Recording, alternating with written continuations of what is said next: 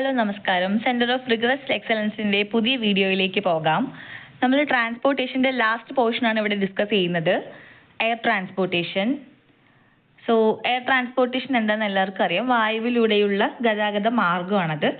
നമ്മുടെ രാജ്യത്തെ സാമ്പത്തിക ശേഷിയെയും അതോടൊപ്പം തന്നെ മറ്റ് രാജ്യങ്ങളുമായിട്ടുള്ള നമ്മുടെ ഇൻ്റഗ്രേഷനെയൊക്കെ ഒരുപാട് ഹെൽപ്പ് ചെയ്യുന്ന ഒരു മോഡ് ഓഫ് ട്രാൻസ്പോർട്ടേഷൻ ആണ് ഈ എയർ ട്രാൻസ്പോർട്ടേഷൻ എന്ന് പറയുന്നത്. ഇത് റീജിയണൽ ആയിട്ടുള്ള നമ്മുടെ രാജ്യത്തിന് അകത്ത് തന്നെയുള്ള സിറ്റീസിനെ കണക്ട് ചെയ്യുന്നുണ്ട്. അതോടൊപ്പം തന്നെ ദേശീയ തലത്തിലും അന്താരാഷ്ട്ര തലത്തിലുള്ള മാർക്കറ്റുകളെയും കണക്ട് ചെയ്യുന്നുണ്ട്. ടൂറിസത്തെയും ട്രേഡിനെയും ബിസിനസ് ട്രാവലിങ്ങിനെയൊക്കെ തന്നെ ഒരുപാട് ഹെൽപ്പ് ചെയ്തുകൊണ്ട് ആൾക്കാരെയും ഗുഡ്സിനെയും വളരെ വേഗം മറ്റൊരു സ്ഥലത്തേക്ക് എത്തിക്കാൻ സഹായിക്കുന്ന ഒരു മെത്തേഡാണ് ഈ എയർ ട്രാൻസ്പോർട്ടേഷനിലുള്ളത്. ഇന്ത്യയിൽ ഈ സിവിൽ ഏവിയേഷൻ സെക്ടർ എന്ന് പറയുന്നത് വളരെ റാപ്പിഡ് ആയിട്ടുള്ള ഒരു എക്സ്പാൻഷൻ ആയിരുന്നു കഴിഞ്ഞൊരു 5 ദശകമായിട്ട് നേരിട്ടിട്ടുള്ളത്. സോ നമ്മുടെ എക്കണോമിക് ഡെവലപ്മെന്റും ഗ്ലോബലൈസേഷനും അതോടൊപ്പം തന്നെ പാസഞ്ചർ ഡിമാൻഡും കാരണമാണ് ഈ ഒരു വളർച്ച ഉണ്ടായിട്ടുള്ളത്. AAI എന്താണെന്ന് നോക്കാം. Airports authority of India. ഈ സ്ഥാപനമാണ് ഒരു രാജ്യത്തിനകത്തുള്ള സിവിൽ ഏവിയേഷൻ ഇൻഫ്രാസ്ട്രക്ചറിന്റെ ഡെവലപ്മെന്റിനും മാനേജിങ്ങിനും കാരണമായിട്ടുള്ളത്. 1995 ഏപ്രിൽ 1 ഇത് എസ്റ്റാബ്ലിഷ് ചെയ്യുന്നത്. 2 സ്ഥാപനങ്ങളെ മെർജ് ചെയ്തുകൊണ്ടാണ് AAI ഫോം ചെയ്തിട്ടുള്ളത്. നാഷണൽ എയർപോർട്ട് അതോറിറ്റി എന്ന NAA-യും international airport authority of India എന്ന IAAI-യും ചേർന്നാണ് AAI എന്ന airports authority of India form ചെയ്തിട്ടുള്ളത്. AAI-യുടെ പ്രധാനപ്പെട്ട ഫങ്ഷൻസ് എന്താണെന്ന് നോക്കാം. ഇന്റർനാഷണൽ ആൻഡ് ഡൊമസ്റ്റിക് എയർപോർട്ടുകളുടെ ഡിസൈനിങ് അതോടൊപ്പം ഡെവലപ്മെന്റ്, മെയിൻ്റനൻസ് ഇതെല്ലാം കൈകാര്യം ചെയ്യുന്നത് AAI ആണ്. സിവിൽ എൻക്ലേവുകളും എയർ നാവിഗേഷൻ സർവീസുകളും മാനേജ് ചെയ്യുന്നതും ഇവരുടെ കീഴിൽ വരുന്ന കാര്യമാണ്. പിന്നെ പാസഞ്ചർ ടെർമിനൽസിന്റെ കൺസ്ട്രക്ഷൻ അതോടൊപ്പം തന്നെ ഇതിനെ ആധുനികവൽക്കരിക്കൽ, മോഡേണൈസ് ചെയ്യുന്നതും AAI-യുടെ ഒരു പ്രധാനപ്പെട്ട ഫംഗ്ഷനാണ്. പാസഞ്ചർ ഫെസിലിറ്റീസ് പ്രൊവൈഡ് ചെയ്തുകൊണ്ട് ഇൻഫർമേഷൻ സിസ്റ്റത്തിന് എയർപോർട്ടുകളിലേക്ക് എത്തിച്ചു കൊടുക്കുന്നത് AAI-യുടെ സഹായത്തോടു കൂടിയിട്ടായിരിക്കും. അതോടൊപ്പം തന്നെ ഈ എയർപോർട്ടുകളിലുള്ള communication, navigation systems, surveillance systems ഇതെല്ലാം തന്നെ ഇൻസ്റ്റാൾ ചെയ്യുന്നതും മെയിൻറ്റെയിൻ ചെയ്യുന്നതും AAI ആയിരിക്കും. ഇന്ത്യയിലെ സിവിൽ ഏവിയേഷൻ ഇൻഡസ്ട്രി എങ്ങനെയാണെന്ന് നോക്കാം. ഗ്ലോബൽ പൊസിഷന്റെ കാര്യത്തിൽ പറയുകയാണെങ്കിൽ വേൾഡിൽ 3ാമത് വരുന്ന ഏറ്റവും ലാർജസ്റ്റ് ആയിട്ടുള്ള ഡൊമസ്റ്റിക് ഏവിയേഷൻ മാർക്കറ്റാണ് ഇന്ത്യക്കുള്ളത്. 3ാം സ്ഥാനമാണ് ആഗോളതലത്തിലുള്ളത്. ഇനി ഫ്യൂച്ചർ പ്രൊജക്ഷൻസ് ഏതൊക്കെയാണെന്ന് നോക്കുകയാണെങ്കിൽ ഇന്ത്യയിൽ ആഗോളതലത്തിൽ 3ാം സ്ഥാനം ഇന്ത്യക്ക് എന്ന് പറഞ്ഞു പാസഞ്ചർ മാർക്കറ്റിൽ. അത് 2030 ആകുമ്പോഴേക്കും 3ൽ എത്തിക്കണം എന്നാണ് പറയുന്നത്. നിലവിൽ നമുക്ക് മുന്നിലുള്ളത് ചൈന, USA തുടങ്ങിയ രാജ്യങ്ങളാണ്. ഇവരെ മറികടന്നുകൊണ്ട് 2030 ആകുമ്പോഴേക്കും 3ാം സ്ഥാനത്തേക്ക് വരണമെന്നാണ് ഫ്യൂച്ചർ പ്രൊജക്ഷനിൽ പറയുന്നത്. അടുത്ത് നോക്കുകയാണെങ്കിൽ പാസഞ്ചർ ട്രാഫിക് ആണ്. 2025 ഒക്ടോബർ മുതൽ ഏപ്രിൽ 2026 വരെയുള്ള പാസഞ്ചർ ട്രാഫിക് നോക്കുകയാണെങ്കിൽ ഡൊമസ്റ്റിക് പ്ലസ് ഇന്റർനാഷണൽ എടുക്കുമ്പോൾ 237.42 മില്യൺ പാസഞ്ചേഴ്സ് ആണ് ഉള്ളത്. നമ്മൾ ഏപ്രിൽ വരെയുള്ളത് എക്സ്പെക്ട് ചെയ്യുന്നതാണ്, ഓൾറെഡി ബുക്കിംഗ് ആയതുകൊണ്ട്. പിന്നെ ഫ്രൈറ്റ് ട്രാഫിക് നോക്കുകയാണെങ്കിൽ, ചരക്കുകളുടെ നോക്കുകയാണെങ്കിൽ 2.28 MMT എന്ന് പറയുന്ന ടോട്ടൽ ഫ്രൈറ്റ് ആണ് ഉണ്ടായിട്ടുള്ളത്. അത് ഡൊമസ്റ്റിക് പ്ലസ് ഇന്റർനാഷണൽ ആണ് ഈ ഒരു 2.28 MMT. ഇനി ഡൊമസ്റ്റിക് ഫ്രൈറ്റ് ഗ്രോത്ത് നോക്കുകയാണെങ്കിൽ 2025 ഫിനാൻഷ്യൽ ഇയറിനെ കമ്പയർ ചെയ്യുമ്പോൾ ഒരു 4.7% വർധനവ് ഈ മേഖലയിൽ ഉണ്ടായിട്ടുണ്ട്. എയർക്രാഫ്റ്റ് മൂവ്മെന്റിന്റെ ഗ്രോത്ത് നോക്കുകയാണെങ്കിൽ 2017 2.05 മില്യൺ ആയിരുന്നു. അത് 2025 ആകുന്ന സമയത്ത് 2.87 ആയിട്ടുണ്ട്. അപ്പോൾ 3.85% വർധനവാണ് CAGR ഉണ്ടായിട്ടുള്ളത്. സിവിൽ ഏവിയേഷൻ ഗ്രോത്ത് റേറ്റ് ആയിട്ട് 3.85% ആണ് വന്നിട്ടുള്ളത്. ഇനി നമുക്ക് 2026 ഫിനാൻഷ്യൽ ഇയറിലെ എയർക്രാഫ്റ്റ് മൂവ്മെന്റ് നോക്കാം. 1.68 മില്യൺ മൂവ്മെന്റ്സ് ആണ് ജനറൽ ഏവിയേഷൻ ഉൾപ്പെടെ രാജ്യത്ത് ഉണ്ടായിട്ടുള്ളത്. അത്രയും ഫ്ലൈറ്റ്സ് നടന്നിട്ടുണ്ട്. പാസഞ്ചർ ട്രാഫിക്കിന്റെ ഔട്ട്ലുക്ക് നോക്കുകയാണെങ്കിൽ 2026 7 മുതൽ 10% വരെ വർധനവ് നമ്മൾ പ്രതീക്ഷിക്കുന്നുണ്ട്. ഇതിൽ ഡൊമസ്റ്റിക് പാസഞ്ചേഴ്സ് നോക്കുകയാണെങ്കിൽ 175 മുതൽ 181 മില്യൺ വരെ ആയിരിക്കും എന്ന് വിശ്വസിക്കുന്നുണ്ട്. ഇനി എയർപോർട്ടിന്റെ ഓപ്പറേഷൻ, അതിന്റെ ഓപ്പറേറ്റർ ഗ്രോത്ത് നോക്കുകയാണെങ്കിൽ 2026 18 മുതൽ 20% വരെ വർധനവ് നമ്മൾ എക്സ്പെക്ട് ചെയ്യുന്ന ഒരു ഏരിയ ആണത്. ഏവിയേഷൻ ഇൻഫ്രാസ്ട്രക്ചർ ഇൻവെസ്റ്റ്മെന്റ് നോക്കുകയാണെങ്കിൽ 2020 മുതൽ 2025 വരെയുള്ള വർഷത്തിനിടയിൽ 96,000 കോടിക്ക് മുകളിലാണ് ഇൻവെസ്റ്റ്മെന്റ് വന്നിട്ടുള്ളത്. ഏകദേശം $11.2 ബില്യൺ ആയിരിക്കും ഇത്. AAIയുടെ ഇൻഫ്രാസ്ട്രക്ചർ പ്ലാൻ അത് നോക്കുകയാണെങ്കിൽ, എയർപോർട്ട്സ് അതോറിറ്റി ഓഫ് ഇന്ത്യയുടെ പ്ലാൻ നോക്കുകയാണെങ്കിൽ 2022 മുതൽ 2027 വരെ 25,000 കോടി രൂപ ഈ മേഖലയിൽ അവർ ഏവിയേഷന് വേണ്ടി ഇൻവെസ്റ്റ് ചെയ്തിട്ടുണ്ട്. എയർപോർട്ടിന്റെ ഡെവലപ്മെന്റ് ഒക്കെ ആയിരിക്കും അതിനുള്ള പ്രൈമറി ആയിട്ടുള്ള കാര്യം. ഇനി FDI in air transport sector, ഈ മേഖലയിലുള്ള വിദേശ നിക്ഷേപം നോക്കുകയാണെങ്കിൽ ഏപ്രിൽ 2000 മുതൽ ജൂൺ 2025 വരെ ഈ കണക്കെന്ന് പറയുന്നത് 45,913 കോടി രൂപയാണ്. ഏകദേശം $5.36 ബില്യൺ വരും.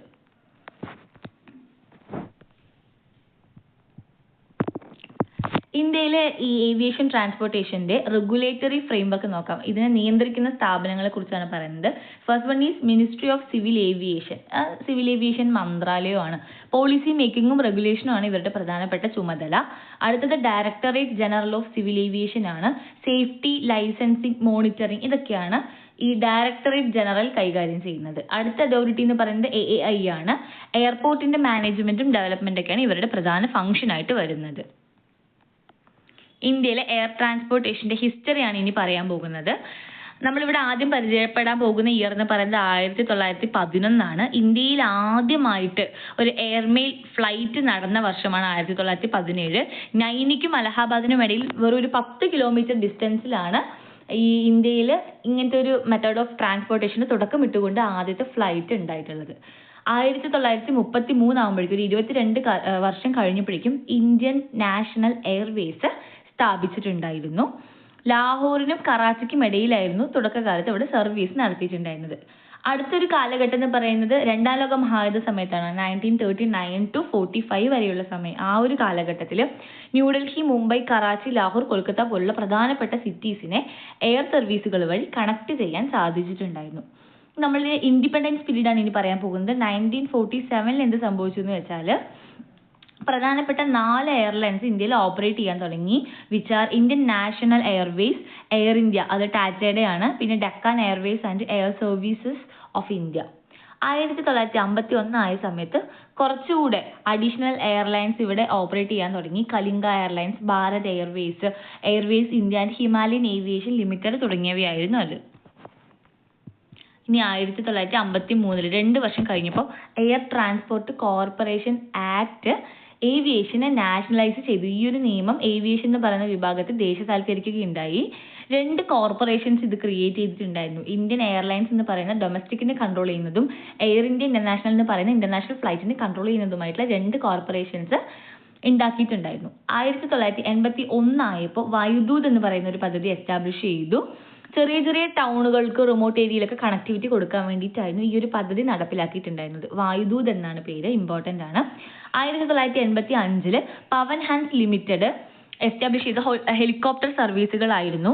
ഈ പെട്രോളിയം സെക്ടറിൽ, അതോടൊപ്പം തന്നെ റീജിയണൽ ആയിട്ടുള്ള പ്രദേശങ്ങളെ, റിമോട്ട് ഏരിയകളെ കണക്ട് ചെയ്യാൻ വേണ്ടിയിട്ടൊക്കെ ആയിരുന്നു ഈ പവൻ ഹാൻസ് ലിമിറ്റഡ് വന്നിട്ടുണ്ടായിരുന്നത്. 1995 AAI ഫോം ചെയ്തിട്ടുണ്ടായിരുന്നു. നമ്മൾ പറഞ്ഞു NAAയും IAAIയും മെർജ് ചെയ്തുകൊണ്ടാണ് ഈ ഒരു സ്ഥാപനം വന്നിട്ടുണ്ടായിരുന്നത്. ഇനി നിലവിലുള്ള പ്രസന്റ് സിനേറിയോ നോക്കുകയാണെങ്കിൽ ഒരുപാട് പ്രൈവറ്റ് ആയിട്ടുള്ള എയർലൈൻസ് ഇവിടെ വർക്ക് ചെയ്യുന്നുണ്ട്. IndiGo, spice jet, jet Airways തുടങ്ങിയ ഒരുപാട് എക്സാമ്പിൾസ് നമുക്ക് അതിൽ കണ്ടെത്താനായിട്ട് സാധിക്കും. ഇവർ ഇംപ്രൂവ്ഡ് ആയിട്ടുള്ള സർവീസ് കൊടുക്കുന്നുണ്ട്. അതോടൊപ്പം തന്നെ ഇന്റർനാഷണൽ ഏവിയേഷൻ നെറ്റ്വർക്ക് IATA പോലുള്ളതിന്റെ ഭാഗമായിട്ടാണ് ഇവ ഇവിടെ ആക്ട് ചെയ്യുന്നത്.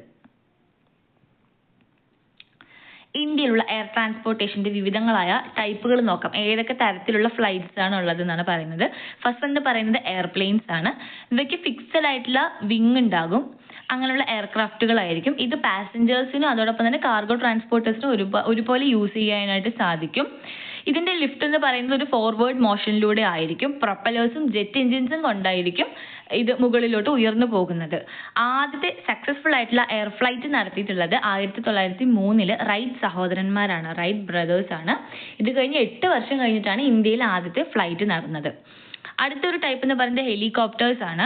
ഹെലികോപ്റ്റേഴ്സ് എന്ന് പറയുന്നത് ഒരു തരത്തിലുള്ള റോട്ടർ ക്രാഫ്റ്റുകളാണ്. ഇവയ്ക്ക് ഹൊറിസോണ്ടൽ ആയിട്ടുള്ള റൊട്ടേറ്റിംഗ് ബ്ലേഡുകൾ ഉണ്ട്, കണ്ടിട്ടുണ്ടല്ലോ, ഫാൻ പോലുള്ള ബ്ലേഡുകൾ കാണപ്പെടുന്നുണ്ട്. ഏറ്റവും വലിയ സവിശേഷത എന്ന് പറയുന്നത് വെർട്ടിക്കൽ ആയിട്ട് തന്നെ ഇതിനെ ടേക്ക് ഓഫ് ചെയ്യാൻ പറ്റും. അതോടൊപ്പം ലാൻഡിങ്ങും ഹോവറിങ്ങും മൾട്ടിപ്പിൾ ഡയറക്ഷനിൽ ഫ്ലൈ ചെയ്യാനൊക്കെ ഉള്ള കഴിവുകൾ ഹെലികോപ്റ്റേഴ്സിനുണ്ട്. എയറോപ്ലെയിനിന് ഒരിക്കലും ഈ ഒരു കഴിവില്ല. ഡയറക്ട്ലി വെർട്ടിക്കലായിട്ട് അപ്ലിഫ്റ്റ് ചെയ്യാൻ സാധിക്കില്ല. കുറച്ച് ഫ്രണ്ടിലോട്ട് മൂവ് ചെയ്താലേ ഈ ഒരു ടേക്ക് ഓഫ് പോസിബിൾ ആവുള്ളൂ. ഹെലികോപ്റ്ററിന് അങ്ങനത്തെ ഒരു കടമ്പയില്ല. അതോടൊപ്പം തന്നെ ഈ ഹെലികോപ്റ്റേഴ്സിനെ നമുക്ക് പല റെസ്ക്യൂ ഓപ്പറേഷനിലും പിന്നെ കൺജസ്റ്റഡ് ആയിട്ടുള്ള ഏരിയസിലൊക്കെ ഒരുപാട് ഉപയോഗിക്കാൻ പറ്റും. ഫ്ലൈറ്റിന് അത്ര വലിപ്പം ഇല്ലാത്തത് കൊണ്ട് ഉപയോഗിക്കാൻ പറ്റും. പിന്നെ ഇന്ത്യയിലെ ആദ്യത്തെ പ്രാക്ടിക്കൽ ഹെലികോപ്റ്റർ എന്ന് പറയുന്നത് 1936 നിർമ്മിച്ചിട്ടുള്ളത്. അടുത്തൊരു ടൈപ്പ് എന്ന് പറയുന്നത് ഈ ഹോട്ട് എയർ ബലൂൺസ് ആണ്, പാരച്യൂട്ടുകളൊക്കെ. സോ ആദ്യ കാലങ്ങളിലൊക്കെ പാരച്യൂട്ടുകൾ ഈ ഹോട്ട് എയർ ബലൂൺസ് ഒക്കെ യൂസ് ചെയ്തിട്ടുണ്ടായിരുന്നു. ഇത് ആദ്യമായിട്ട് കണ്ടുപിടിച്ച ആളെന്ന് പറയുന്നത് മോൺഗോൾഫിയർ ബ്രദർ ആണ്. 18ാമത്തെ സെഞ്ചുറിയിലാണ് ഈ Montgolfier brothers hot air balloons develop ചെയ്യുന്നത്. ഹീറ്റഡ് ആയിട്ടുള്ള എയർ ഉള്ളിൽ നിറച്ചിട്ടാണ് ഇവർ ബലൂണ് വീർപ്പിച്ചെടുക്കുന്നത്. അതിന് താഴെ ഒരു ബാസ്ക്കറ്റ് ഉണ്ടാകും പാസഞ്ചേഴ്സിന് ട്രാവൽ ചെയ്യാനായിട്ട്. ഗോണ്ടോല എന്നാണ് ഈ ബാസ്ക്കറ്റ് അറിയപ്പെടുന്നത്. ടൂറിസത്തിന് വേണ്ടിയിട്ടാണ് ഇത് ഏറ്റവും കൂടുതലായിട്ട് യൂസ് ചെയ്യുന്നത്. അടുത്തെന്ന് പറയുന്നത് ബ്ലിംസസ് അല്ലെങ്കിൽ എയർഷിപ്പുകളാണ്. 19ാം നൂറ്റാണ്ടിന്റെ അവസാനത്തോട് കൂടിയിട്ടാണ് ഈ ഒരു ടൈപ്പ് ഡെവലപ്പ് ചെയ്തെടുത്തിട്ടുള്ളത്. ഇതൊരു ബലൂൺ ലൈക്ക് ആയിട്ടുള്ള എയർക്രാഫ്റ്റുകളായിരിക്കും. എൻജിൻസ് അല്ലെങ്കിൽ ഫാൻസ് പ്രൊപ്പൽഷന് വേണ്ടിയിട്ട് ഉയരാൻ വേണ്ടിയിട്ട് യൂസ് ചെയ്യുന്നുണ്ട്.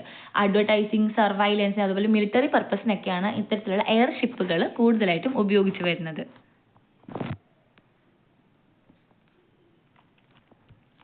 ക്ലാസിഫിക്കേഷൻ ഓഫ് എയർ ട്രാൻസ്പോർട്ടേഷൻ നോക്കാം. രണ്ടായിട്ടാണ് ഡിവൈഡ് ചെയ്തിട്ടുള്ളത്, നാഷണൽ ആൻഡ് ഇന്റർനാഷണൽ. നമ്മുടെ ദേശീയ തലത്തിൽ രാജ്യത്തിനകത്ത് സഞ്ചരിക്കാൻ സാധിക്കുന്നത്, പിന്നെ ഇന്റർനാഷണലി പുറത്തേക്ക് പോകാൻ പറ്റുന്നതായിട്ടുള്ള ഫ്ലൈറ്റ്സ്.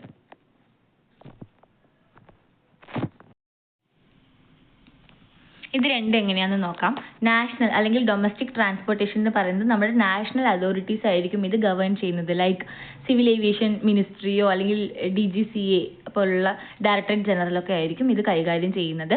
നമ്മുടെ രാജ്യത്തിനകത്തുള്ള പ്രധാനപ്പെട്ട സിറ്റികളെ കണക്ട് ചെയ്തുകൊണ്ട് റീജിയണൽ ആയിട്ടുള്ള ഗ്രോത്ത് ബൂസ്റ്റ് ചെയ്യാനായിരിക്കും ഇതിന്റെ പ്രധാന ലക്ഷ്യം എന്ന് പറയുന്നത്. ഇന്ത്യക്ക് ലോകത്തിൽ 3rd ലാർജസ്റ്റ് ആയിട്ടുള്ള ഡൊമസ്റ്റിക് ഏവിയേഷൻ വിഭാഗമാണ് ഉള്ളത്. ഇനി ഇന്റർനാഷണൽ ട്രാൻസ്പോർട്ടേഷൻ നോക്കുകയാണെങ്കിൽ ഇത് ICAO പോലുള്ള ഇന്റർനാഷണൽ സ്റ്റാൻഡേർഡ്സ് ആയിരിക്കും റെഗുലേറ്റ് ചെയ്യുന്നത്. അതോടൊപ്പം ട്രേഡ് അസോസിയേഷൻസും അവരും ഇതിന് സഹകരിക്കേണ്ടതായിട്ടുണ്ട്. ഇത് ഗ്ലോബൽ ആയിട്ടുള്ള മൂവ്മെന്റ് രാജ്യത്തിന് പുറത്തേക്ക് അല്ലെങ്കിൽ ബോർഡേഴ്സ് താണ്ടിയിട്ടുള്ള മറ്റ് രാജ്യങ്ങളിലേക്കുള്ള മൂവ്മെന്റ് ആണ് പോസിബിൾ ആക്കി തരുന്നത്. ഇത് ഇന്ത്യയിലുള്ള എയർ ട്രാൻസ്പോർട്ടേഷന്റെ മാപ്പാണ്. ഡൊമസ്റ്റിക് ഫ്ലൈറ്റ്സ് കാണാം. രാജ്യത്തിനകത്തിൽ പോർട്ട് ബ്ലെയർ ഉണ്ട്. നിലവിൽ ലക്ഷദ്വീപിലും എയർപോർട്ട് ഉണ്ട്. പിന്നെ ഇന്റർനാഷണൽ ഫ്ലൈറ്റ്സ് വിവിധ രാജ്യങ്ങൾക്കുള്ളത്, ടോക്കിയോയിലേക്കും അതോടൊപ്പം കാബൂളിലേക്കുള്ളത്, ലണ്ടനിലേക്കും നെയ്റോബി, അങ്ങനെ കുറേ നമുക്ക് കാണാം. ബാങ്ടോക്ക്, ദുബായ് എന്നൊക്കെ പറഞ്ഞിട്ട് ഇന്ത്യക്ക് പുറത്തേക്കുള്ള ഒരു ഇന്റർനാഷണൽ എയർ ട്രാൻസ്പോർട്ടേഷനാണ് ഇവിടെ കൊടുത്തിരിക്കുന്നത്. ഇന്ത്യയിൽ 35 ഇന്റർനാഷണൽ എയർപോർട്ട്സ് ആണ് ഉള്ളത്. കേരളത്തിൽ ഇത് ഇമ്പോർട്ടൻ്റ് ആണ്. കണ്ണൂരുണ്ട്, കോഴിക്കോട് ഇന്റർനാഷണൽ എയർപോർട്ട്, കൊച്ചിൻ, ട്രിവാൻഡ്രം, പിന്നെ തമിഴ്നാട്ടിലാകുമ്പോൾ കോയമ്പത്തൂർ, മധുരൈ, തിരുച്ചിറപ്പള്ളി, ചെന്നൈ ഉണ്ട്. പിന്നെ ബാംഗ്ലൂർ കെമ്പഗൌഡ ഇന്റർനാഷണൽ എയർപോർട്ട് ഉണ്ട്.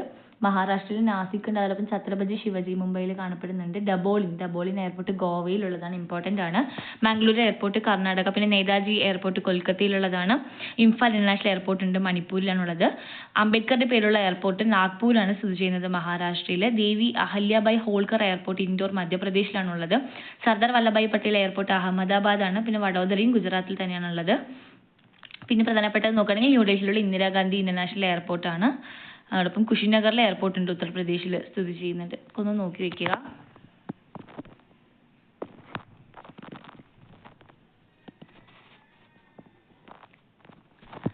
പിന്നെ കുറച്ച് ഡൊമസ്റ്റിക് ആയിട്ടുള്ള എയർപോർട്ട്സും കൊടുത്തിട്ടുണ്ട്. കൊച്ചിയിൽ ഡൊമസ്റ്റിക് ഉണ്ട്, ഇന്റർനാഷണൽ ഉണ്ട്. കണ്ണൂർ, കോഴിക്കോട്, ട്രിവാൻഡ്രം എല്ലാം തന്നെ. ചില എയർപോർട്ടുകൾ ഇന്റർനാഷണൽ ആൻഡ് ഡൊമസ്റ്റിക് ആയിട്ടുള്ള ഫെസിലിറ്റീസ് പ്രൊവൈഡ് ചെയ്യും. ചിലവ ഒന്നുകിൽ ഇന്റർനാഷണൽ മാത്രമായിരിക്കും അല്ലെങ്കിൽ ഡൊമസ്റ്റിക് മാത്രമായിരിക്കും. ഇന്ത്യയിൽ ടോട്ടലി നോക്കുകയാണെങ്കിൽ 487 എയർപോർട്ടുകളാണ് ഉള്ളത്. ഇനി ഇന്ത്യയിലെ ഏവിയേഷൻ ഇൻഫ്രാസ്ട്രക്ചറും പോളിസി ഇനീഷ്യേറ്റീവ്സ് എന്തൊക്കെയാണെന്ന് നോക്കാം. ആദ്യത്തെ ഒരു ഇനീഷ്യേറ്റീവ് എന്ന് പറയുന്നത് എയർപോർട്ടിന്റെ പ്രൈവറ്റൈസേഷൻ ആണ്, സ്വകാര്യവൽക്കരിക്കലാണ്. നാഷണൽ മോണിറ്റൈസേഷൻ പൈപ്പ്ലൈൻ PPP മോഡലിലുള്ള പബ്ലിക് പ്രൈവറ്റ് പാർട്ട്ണർഷിപ്പിന്റെ കീഴിലുള്ള 25 എയർപോർട്ടുകളെ പ്രൈവറ്റൈസ് ചെയ്യാനായിട്ട് പ്രപ്പോസ് ചെയ്തിട്ടുണ്ട്. അടുത്തെന്ന് പറയുന്നത് 2025-26 ബജറ്റിൽ പ്രഖ്യാപിച്ചിട്ടുള്ള ഉഡാൻ സ്കീമാണ്. അതിന്റെ റിവൈസ് ചെയ്തിട്ടുള്ള ഒരു വേർഷൻ ആണ്. 120 പുതിയ ഡെസ്റ്റിനേഷനിലേക്ക് എയർ വിയ കണക്ട് ചെയ്യാനായിട്ട് 4 കോടി പാസഞ്ചേഴ്സിനെ ക്യാരി ചെയ്യാൻ സാധിക്കുന്ന ഒരു കണക്ഷൻ പദ്ധതിയാണ് ഉഡാൻ കൊണ്ട് ഉദ്ദേശിക്കുന്നത്. അടുത്ത 10 വർഷത്തിനുള്ളിലാണ് ഈ ഒരു 120 പുതിയ ഡെസ്റ്റിനേഷനിലേക്ക് എത്തിച്ചേരാനായിട്ട് ആഗ്രഹിക്കുന്നത്. ഉദ്ദേശിക്കുന്നത്. അടുത്തൊരു ഡെവലപ്മെന്റ് എന്ന് പറയുന്നത് ന്യൂ എയർപോർട്ട് പ്ലാൻ ആണ്. 200 മുതൽ 220 വരെ എയർപോർട്ട്, അതോടൊപ്പം ഹെലിപോർട്ട്സും പിന്നെ വാട്ടർ എയറോഡ്രാമുകളൊക്കെ അടുത്ത 5 വർഷത്തിൽ സ്ഥാപിക്കാനായിട്ട് പദ്ധതി ഇട്ടിട്ടുണ്ട്. നെക്സ്റ്റ് ഒരു ഇനീഷ്യേറ്റീവാണ് ഡൽഹി എയർപോർട്ടിന്റെ എക്സ്പാൻഷൻ എന്ന് പറയുന്നത്. അവിടെ ഇന്ദിരാഗാന്ധി ഇന്റർനാഷണൽ എയർപോർട്ടിൽ 4ാമത്തെ റൺവേ, അതോടൊപ്പം ഈസ്റ്റേൺ ക്രോസ് ടാക്സി വേസിന്റെ ഓപ്പറേഷൻ, അതുമായി ബന്ധപ്പെട്ടതാണ് ഡൽഹി എയർപോർട്ട് എക്സ്പാൻഷൻ. അടുത്തതെന്ന് പറയുന്നത് ന്യൂ സിവിൽ എൻക്ലേവ് ആണ്. ബാഡ്ഗോദ്രയിൽ വെച്ച് നടന്നിട്ടുള്ള 1549 കോടി രൂപയുടെ ഒരു പ്രൊജക്റ്റാണ്. 10 മില്യൺ ആനുവൽ പാസഞ്ചർ കപ്പാസിറ്റിയാണ് ഈ ഒരു പ്രൊജക്റ്റ് കൊണ്ട് ഉദ്ദേശിക്കുന്നത്. പുതിയ സിവിൽ എൻക്ലേവ് ആണ് ഇത്. അടുത്ത പദ്ധതി എന്ന് പറയുന്നത് റീജിയണൽ എയർ കണക്ടിവിറ്റി ആണ്. പുതിയ എയർപോർട്ട്സ് ഷിർദി, അതോടൊപ്പം പാസിഗഡ് തുടങ്ങിയ സ്ഥലങ്ങൾ ഡെവലപ്പ് ചെയ്യാനായിട്ട് ഉദ്ദേശിക്കുന്നുണ്ട്. അടുത്ത് നമുക്ക് മിലിറ്ററി എയർഫോഴ്സിനെ നോക്കാം. നമ്മുടെ വായുസേനയാണ് ഇവിടെ ഉദ്ദേശിച്ചിട്ടുള്ളത്. സോ എയർഫോഴ്സ് എന്ന് പറയുന്നത് നമ്മുടെ ആർമഡ് ഫോഴ്സസിലെ ഒരു ഭാഗമായിട്ട് വരും, അതിൻ്റെ ഒരു ബ്രാഞ്ച് ആയിട്ട് വരും. നമ്മുടെ രാജ്യത്തിന്റെ എയർ സ്പേസും അതോടൊപ്പം തന്നെ ഏരിയൽ ആയിട്ടുള്ള വാർഫെയർ യൂസിങ് എയർക്രാഫ്റ്റുകളും ഹെലികോപ്റ്റേഴ്സൊക്കെ ഉപയോഗിച്ചുകൊണ്ട് നമ്മുടെ രാജ്യത്തിന്റെ വായുമണ്ഡലം സംരക്ഷിക്കുക എന്നുള്ളതാണ് ഈ എയർഫോഴ്സിന്റെ പ്രധാനപ്പെട്ട ചുമതലകൾ വരുന്നത്. ഇത് മിലിറ്ററി ഓപ്പറേഷൻസ്, അതോടൊപ്പം സർവൈലൻസ്, ട്രാൻസ്പോർട്ടിനെയും പിന്നെ ഇന്ത്യയിലുള്ള ഡിസാസ്റ്റർ റിലീഫിനെയൊക്കെ തന്നെ ഒരുപാട് സപ്പോർട്ട് ചെയ്യുന്ന ഒന്നാണ് ഇന്ത്യൻ എയർഫോഴ്സ് എന്ന് പറയുന്നത്. ഇന്ത്യയിൽ ഇന്ത്യൻ എയർഫോഴ്സ് വന്നത് 1932 ഒക്ടോബർ 8-നാണ്. അതുകൊണ്ട് തന്നെ ഇന്ത്യൻ വായുസേന ദിനമായിട്ട് ആചരിക്കുന്നതും ഇതേ ഒക്ടോബർ 8-നാണ്. ഇന്ത്യൻ ആർമി അതോടൊപ്പം നേവിയുടെ കൂടെയാണ് ഈ എയർഫോഴ്സും വർക്ക് ചെയ്യുന്നത്. സോ ഇന്ത്യയിലെ കരസേന, വായുസേന പിന്നെ സമുദ്രസേന, ഇന്ത്യൻ നേവി, ഈ 3 പ്രധാനപ്പെട്ട സേനാ വിഭാഗങ്ങളാണ് ആർമിയുടെ ഭാഗമായിട്ട് ഉള്ളത്. നാഷണൽ സെക്യൂരിറ്റി ആൻഡ് ഡിഫൻസ് ആണ് ഇവരുടെ സംയുക്തമായിട്ടുള്ള എയിം എന്ന് പറയുന്നത്. ഇന്ത്യയിലെ പ്രധാനപ്പെട്ട എയർ ബേസസുകളാണ് ഇവിടെ കൊടുത്തിട്ടുള്ളത്. ഹൽവാര, ലേ, ആദംപൂർ, ഹിൻഡൻ, ആഗ്ര, ഗ്വാളിയോർ, ബറേലി, തേസ്പൂർ, ചബുവ, കാർ നിക്കോബാർ, അത് ആൻഡമാനിലാണുള്ളത്. പിന്നെ ആൻഡമാൻ നിക്കോബാറിന്റെ പാർട്ടാണ്. പൂനെ, ജാംനഗർ തുടങ്ങിയ പ്രദേശങ്ങളിലാണ് ഇന്ത്യയിലെ പ്രധാനപ്പെട്ട എയർബേസുകളെല്ലാം തന്നെ സ്ഥിതി ചെയ്യുന്നത്.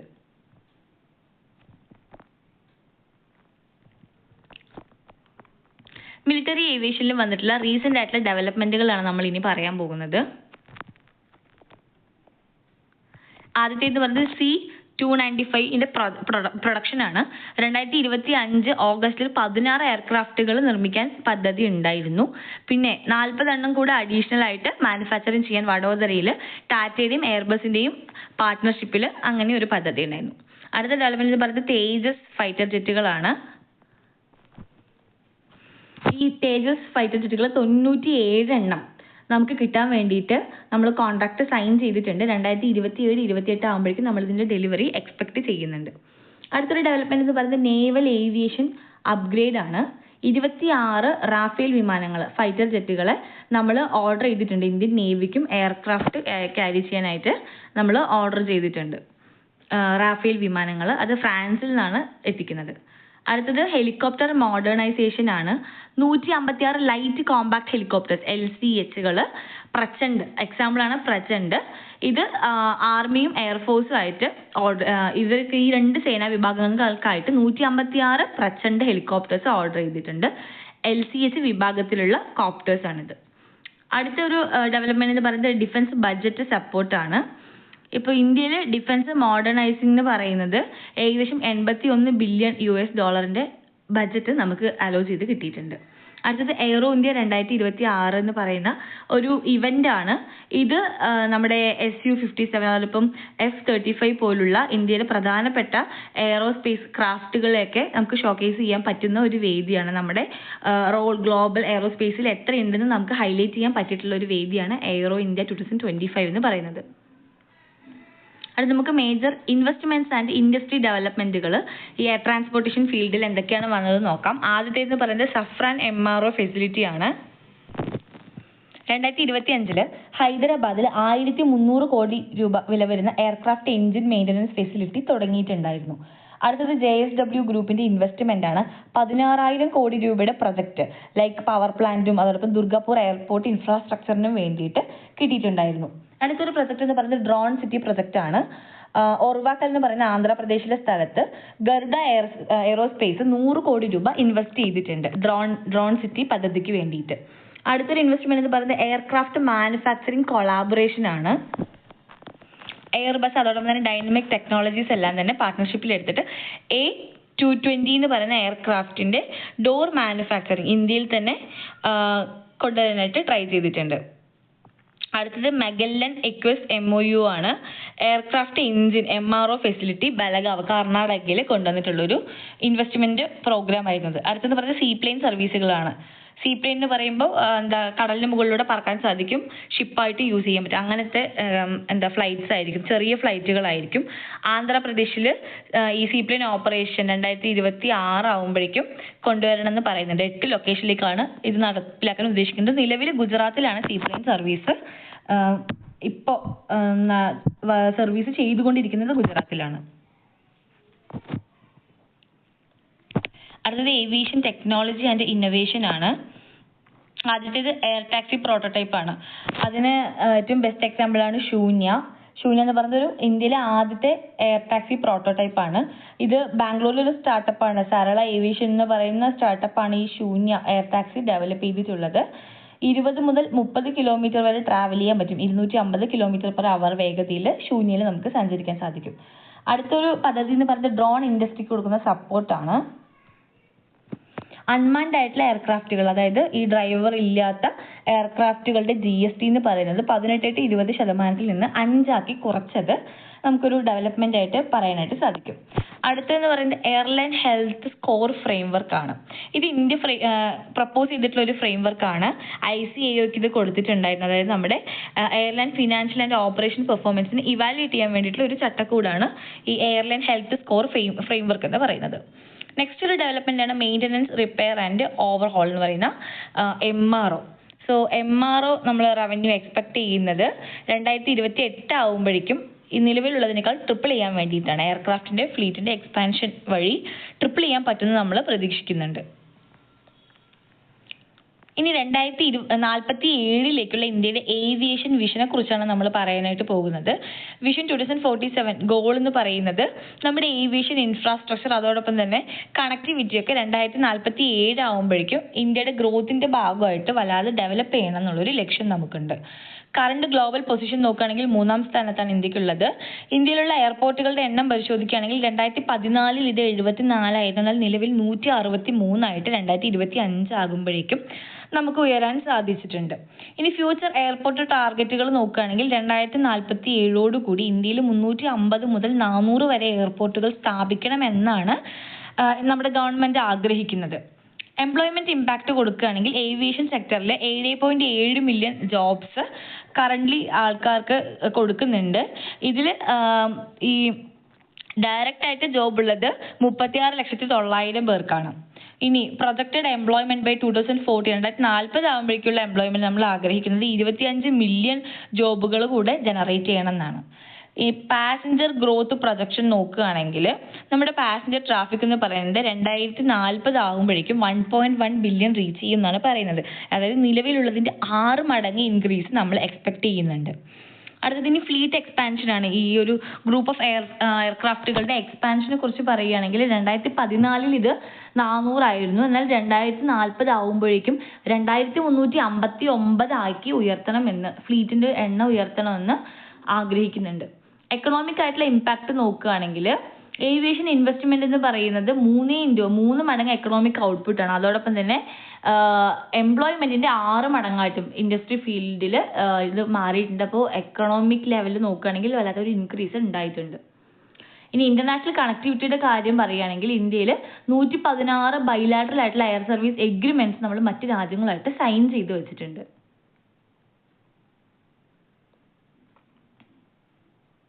Role of aviation in economic development നോക്കാം. അതായത് സാമ്പത്തിക മേഖലയിൽ ഏവിയേഷന്റെ റോൾ എന്താണെന്ന് നമ്മൾ ഡിസ്കസ് ചെയ്യാൻ പോകുന്നത്. ടൂറിസം മേഖലയിലുള്ള ഇമ്പാക്ട് നോക്കുകയാണെങ്കിൽ ഭയങ്കര റിമോട്ട് ആയിട്ടുള്ള എന്നാൽ ടൂറിസ്റ്റിക് ആയിട്ട് ഒരുപാട് ഇമ്പോർട്ടൻ്റ് ആയിട്ടുള്ള ഏരിയ പോലുള്ള കുളു, ദർഭംഗ, ഹുബ്ബള്ളി, ഷില്ലോങ് തുടങ്ങിയ സ്ഥലങ്ങളെ കണക്ട് ചെയ്യാൻ ഈ എയർവേസ് വഴി സാധിച്ചിട്ടുണ്ട്. അടുത്തൊരു സെക്ടറാണ് ട്രേഡ് ആൻഡ് ലോജിസ്റ്റിക് എന്ന് പറയുന്നത്. ഗുഡ്സിന്റെയും പെറിഷബിൾ ആയിട്ടുള്ള പ്രൊഡക്റ്റിന്റെയും ഒക്കെ തന്നെ വളരെ വേഗത്തിലുള്ള മൂവ്മെന്റ് ഫ്ലൈറ്റ്സ് വഴി പോസിബിൾ ആണ്. ഇനി റീജിയണൽ ഡെവലപ്മെന്റ് നോക്കുകയാണെങ്കിൽ ഈ ആൻഡമാൻ നിക്കോബാർ, ലക്ഷദ്വീപ് പോലുള്ള ഐലൻഡ് ഏരിയകളെ കണക്ട് ചെയ്യാൻ നമുക്ക് ഇങ്ങനത്തെ വായു മുഖേന സാധിച്ചിട്ടുണ്ട്. അടുത്ത ടെക്നോളജി ആൻഡ് മാനുഫാക്ചറിങ് സെക്ടർ നോക്കുകയാണെങ്കിൽ മേക്ക് ഇൻ ഇന്ത്യ സപ്പോർട്ട് ചെയ്യുന്നുണ്ട്. അതോടൊപ്പം തന്നെ എയർക്രാഫ്റ്റ് മാനുഫാക്ചറിങ് MRO സെക്ടറിനൊക്കെ തന്നെ ഈ ടെക്നോളജി ആൻഡ് മാനുഫാക്ചറിങ് സപ്പോർട്ട് ചെയ്യുന്നുണ്ട്. എയർ ട്രാൻസ്പോർട്ടേഷൻ്റെ അഡ്വാൻറ്റേജസിനെ കുറിച്ചാണ് ഇനി നമ്മൾ ഡിസ്കസ് ചെയ്യാൻ പോകുന്നത്. ആദ്യത്തേതെന്ന് പറയുന്നത് വേഗത നല്ല കൂടുതലായിരിക്കും, ഹൈ സ്പീഡ് ആയിരിക്കും. സോ ഈ ഒരുപാട് ദൂരേക്ക് പോകാനൊക്കെ നമുക്ക് ഏറ്റവും നന്നായി ഓപ്റ്റ് ചെയ്യാൻ സാധിക്കുന്ന ഒരു ടൈപ്പ് ഓഫ് ട്രാൻസ്പോർട്ടേഷൻ എന്ന് പറയുന്നത് വിയ എയർവേസ് തന്നെയാണ്. അടുത്തത് നോക്കുകയാണെങ്കിൽ cost effective for long distance, അതായത് നമ്മൾ ദൂരേക്ക് പോകുമ്പോൾ നമ്മൾ കൊടുക്കുന്ന കാശ് മുതലാക്കണമെങ്കിൽ എയർ ട്രാൻസ്പോർട്ടേഷൻ മോഡ് യൂസ് ചെയ്യുന്നത് തന്നെയാണ് നല്ലത്. മണി നമുക്ക് എഫിഷ്യൻ്റ് ആയിട്ട് ചിലവാക്കാനായിട്ട് സാധിക്കും. അടുത്തത് സ്ട്രാറ്റജിക് ആയിട്ടുള്ള ഇമ്പോർട്ടൻസിനെ കുറിച്ച് പറയുകയാണെങ്കിൽ ഡിഫൻസ് അതുപോലെ നാഷണൽ സെക്യൂരിറ്റിക്കൊക്കെ ഇമ്പോർട്ടൻ്റ് ആണ് നമ്മുടെ എയർ ബേസ് എന്ന് പറയുന്നത്. ഈ ട്രാൻസ്പോർട്ടേഷൻ ഓഫ് വാല്യുബിൾ ഗുഡ്സ് നോക്കുകയാണെങ്കിൽ ഈ ലൈറ്റ് ആൻഡ് കോസ്റ്റ്ലി ആയിട്ടുള്ള പെറിഷബിൾ ഗുഡ്സിനൊക്കെ ഏറ്റവും സ്യൂട്ടബിൾ ആയിട്ടുള്ള വേ ആണ് എയർ ട്രാൻസ്പോർട്ടേഷൻ. ഡിസാസ്റ്റർ റിലീഫ് നോക്കുകയാണെങ്കിൽ ഫ്ലഡ്സോ എർത്ത്ക്വേക്സോ അതുപോലെ ആക്സിഡൻസ് ഒക്കെ ഉണ്ടാകുന്ന സമയത്ത് അങ്ങനത്തെ എമർജൻസിയിലൊക്കെ നമുക്ക് നന്നായിട്ട് യൂസ് ചെയ്യാനായിട്ട് സാധിക്കും. ലൈക്ക് ഹെലികോപ്റ്റേഴ്സ് ഒക്കെ നന്നായിട്ട് ഉപയോഗപ്പെടുത്താൻ സാധിക്കും. ഇനി എയർ ട്രാൻസ്പോർട്ടിലുള്ള പ്രധാനപ്പെട്ട ഇഷ്യൂസും ആൻഡ് ചലഞ്ചസ് എന്തൊക്കെയാണെന്ന് നോക്കാം. ആദ്യത്തേത് ഇൻഫ്രാസ്ട്രക്ചർ ആയിട്ടുള്ള പ്രോബ്ലങ്ങളാണ്. സോ എയർപോർട്ട് ഇൻഫ്രാസ്ട്രക്ചർ ഗ്രോത്ത് എന്ന് പറയുന്നത് ഈ പാസഞ്ചർ ഗ്രോത്ത് കൂടുന്നത് കൊണ്ട് ആ ഒരു തിരക്ക് കൂടുന്നത് കൊണ്ട് തന്നെ വളരെ കുറഞ്ഞ രീതിയിൽ നടക്കുന്നുള്ളൂ. അതായത് എയർപോർട്ടിൻ്റെ ഇൻഫ്രാസ്ട്രക്ചറിന് വേണ്ടത്ര ഗ്രോത്ത് നമുക്ക് കാണാനായിട്ട് സാധിക്കുന്നില്ല. ഇനി റുപ്പി ഡിപ്രിസിയേഷൻ നോക്കുകയാണെങ്കിൽ എയർലൈൻസ് എന്നൊക്കെ പറയുന്നത് US ഡോളറിലായിരിക്കും പ്രധാനമായിട്ടും കോസ്റ്റ് ചെയ്യുന്നത്. സോ ഇത് ഓപ്പറേഷണൽ എക്സ്പെൻസസ് വർദ്ധിപ്പിക്കുന്നുണ്ട്. രൂപയുടെ കാര്യത്തിൽ പറയുകയാണെങ്കിൽ എക്സ്പെൻസ് ഒരുപാട് കൂടുതലാണെന്ന് പറയാം. അടുത്തത് കോമ്പറ്റീഷൻ ആണ്. ഈ ലോ കോസ്റ്റ് ആയിട്ടുള്ള എയർലൈൻസ് ഒക്കെ തന്നെ ടിക്കറ്റ് കുറയ്ക്കാറുണ്ട്. ഇതൊക്കെ പ്രീമിയം എയർലൈൻ പ്രോഫിറ്റുകളെ വല്ലാതെ ബാധിക്കാൻ ചാൻസ് ഉണ്ട്. അതായത് ഈ കുറഞ്ഞ നിരക്കിൽ ടിക്കറ്റ് കിട്ടിക്കഴിഞ്ഞാൽ ഹൈ ലെവൽ പ്രീമിയം ലെവലിലുള്ള സർവീസ് കൊടുക്കുന്ന എയർക്രാഫ്റ്റുകൾ അത് എഫക്ട് ചെയ്യാനുള്ള ചാൻസ് ഉണ്ട്. പ്രധാനമായിട്ട് പ്രൈവറ്റ് ഫീൽഡിലൊക്കെ കോമ്പറ്റീഷൻ ഉണ്ടാക്കാറുണ്ട്. അടുത്തത് സെക്യൂരിറ്റി കൺസേൺസ് നോക്കുകയാണെങ്കിൽ എയർപോർട്ട് ആൻഡ് എയർക്രാഫ്റ്റ് സെക്യൂരിറ്റി എന്നൊക്കെ പറയുന്നത് കണ്ടിന്യൂസ് ആയിട്ടുള്ള സ്ട്രെങ്തനിങ് ആവശ്യമായിട്ടുള്ള ഒരു മേഖലയാണ്. ത്രെറ്റ് എളുപ്പം കടന്നുകൂടാൻ ചാൻസ് ഉള്ള ഒരു മോഡ് ഓഫ് ട്രാൻസ്പോർട്ടേഷൻ ആണ് ഈ വിയ എയർ എന്ന് പറയുന്നത്. അടുത്തത് റെഗുലേറ്ററി ഇഷ്യൂസ് ആണ്. ഏവിയേഷൻ സെക്ടർ എന്ന് പറയുന്നത് സ്ട്രോങ് കൺട്രോൾ ഉണ്ടായിരിക്കും. ഈ DGCAയുടെ റെഗുലേഷൻസിന് കീഴിലായിരിക്കണം വർക്ക് ചെയ്യേണ്ടത്. ഇത് ഒരുപാട് കടുത്ത നിയന്ത്രണങ്ങൾ ഈ ഒരു ട്രാൻസ്പോർട്ടേഷൻ്റെ മേലെ വെക്കുന്നുണ്ട്.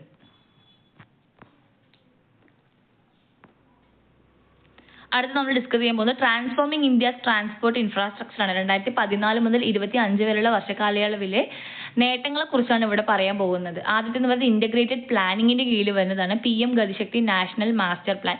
ഗതിശക്തി പദ്ധതിയെ കുറിച്ച് പറഞ്ഞിട്ടുണ്ടായിരുന്നു. 44 മിനിസ്ട്രീസും 36 സ്റ്റേറ്റ്സ് ആൻഡ് യൂണിയൻ ടെറിട്ടറീസ് ആണ് ഇതിൽ പങ്കെടുത്തിട്ടുള്ളത്. ഈ പദ്ധതി പ്രകാരം 1614 ഡാറ്റ ലെയേഴ്സ് ഇൻഫ്രാസ്ട്രക്ചർ പ്ലാനിങ്ങിന് വേണ്ടി കോർഡിനേറ്റ് ചെയ്യാനാണ് ഉദ്ദേശിക്കുന്നത്. അടുത്തെന്ന് പറയുന്നത് പ്രഗതി ഇനീഷ്യേറ്റീവ് ആണ്.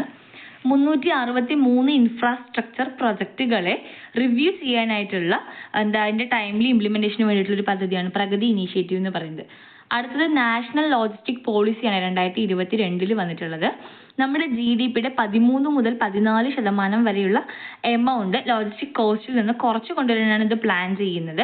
അങ്ങനെ കുറച്ച് കൊണ്ടുവന്നാൽ നമുക്ക് ലോജിസ്റ്റിക് പെർഫോമൻസ് ഇൻഡെക്സിൽ കുറച്ചുകൂടെ മുന്നോട്ട് വരാൻ സാധിച്ചിട്ടുണ്ടായിരുന്നു. 2014 അത് 54 ആയിരുന്നത് 2023 ആയപ്പോൾ 38ലേക്ക് എത്തിയിട്ടുണ്ട്.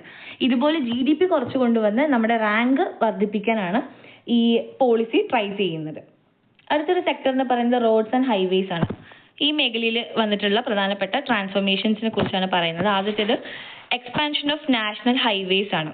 2014 91,287 കിലോമീറ്റർ ഉണ്ടായിരുന്നത് 2025 ആകുമ്പോഴേക്കും 1,46,204 കിലോമീറ്റർ ആയിട്ട് വർദ്ധിച്ചിട്ടുണ്ട്. ഏകദേശം 60% വർധനവ് ഉണ്ടായിട്ടുണ്ട് ഈ ഒരു മേഖലയിൽ. നെക്സ്റ്റ് എന്ന് പറയുന്നത് ഹൈവേ കൺസ്ട്രക്ഷൻ സ്പീഡാണ്. വേഗത നോക്കുകയാണെങ്കിൽ 2014 ഒരു ദിവസത്തിൽ 11.6 കിലോമീറ്റർ ആണ് നമ്മൾ റോഡ് നിർമ്മിച്ചിട്ടുള്ളതെങ്കിൽ, ഹൈവേ കൺസ്ട്രക്ട് ചെയ്തിട്ടുള്ളതെങ്കിൽ അത് 2025 ആകുമ്പോഴേക്കും 34 കിലോമീറ്റർ ആയിട്ട് കൂടിയിട്ടുണ്ട്. നെക്സ്റ്റ് വൺ ഈസ് ഭാരത് മാല പരിയോജന. അതായത് 26,425 കിലോമീറ്റർ അവാർഡ് ചെയ്തത്. അതിൽ 20,378 കിലോമീറ്ററും കൺസ്ട്രക്ട് ചെയ്തിട്ടുണ്ട്. എക്കണോമിക് കോറിഡോർസ് ആൻഡ് കണക്ടിവിറ്റി ഒക്കെ ഇംപ്രൂവ് ചെയ്യാനായിട്ട് സഹായിച്ചിട്ടുണ്ട്. അടുത്തൊരു പദ്ധതിയാണ് റൂറൽ റോഡ്സ് എന്ന് പറയുന്നത് PMGSYയുടെ പ്രധാനമന്ത്രി ഗ്രാം സ്വരോജ്ഗാർ യോജനയുടെ ഭാഗമായിട്ടുള്ളതാണ്. 2014 തൊട്ട് നോക്കുകയാണെങ്കിൽ 7.8 ലക്ഷം കിലോമീറ്റർ റൂറൽ റോഡുകൾ നിർമ്മിക്കാൻ സാധിച്ചിട്ടുണ്ട്. ഇന്ത്യയിലെ 99% റൂറൽ ഏരിയകളും നമുക്ക് ഇതിലൂടെ കണക്ട് ചെയ്യാൻ സാധിച്ചു എന്നാണ് പറയുന്നത്. അത് PMGSYയുടെ 4th എഡിഷൻ ആണ്. ഇത് ടാർഗറ്റ് എന്താ വെച്ചാൽ 25,000 ഹാബിറ്റേഷൻസിനെ 2029 ആവുമ്പോഴേക്കും കണക്ട് ചെയ്യാൻ സാധിക്കണം.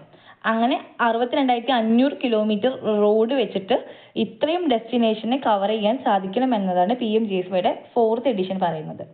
ഇനി അർബൻ ട്രാൻസ്പോർട്ടേഷനിൽ വന്നിട്ടുള്ള മാറ്റങ്ങൾ നോക്കാം. ഒന്നാമത്തേത് മെട്രോ റെയിൽ എക്സ്പാൻഷൻ ആണ്. 2014 വെറും 248 കിലോമീറ്റർ ആയിട്ട് ഉണ്ടായിരുന്നതിനെ 2025 ആകുമ്പോഴേക്കും 1013 കിലോമീറ്റർ ആയിട്ട് വർദ്ധിപ്പിക്കാൻ സാധിച്ചിട്ടുണ്ട്. 23 സിറ്റീസിലായിട്ടാണ് ഈ മെട്രോ പദ്ധതി നടപ്പിലാക്കിയിട്ടുള്ളത്. Next one is regional rapid transit system ആണ്, RRTS എന്ന് പറയുന്നത്. അതിന് എക്സാമ്പിൾ ആയിട്ട് നമുക്ക് നമോ ഭാരത് മെട്രോ എടുക്കാം, നമോ ഭാരത് ട്രെയിനുകൾ എടുക്കാം.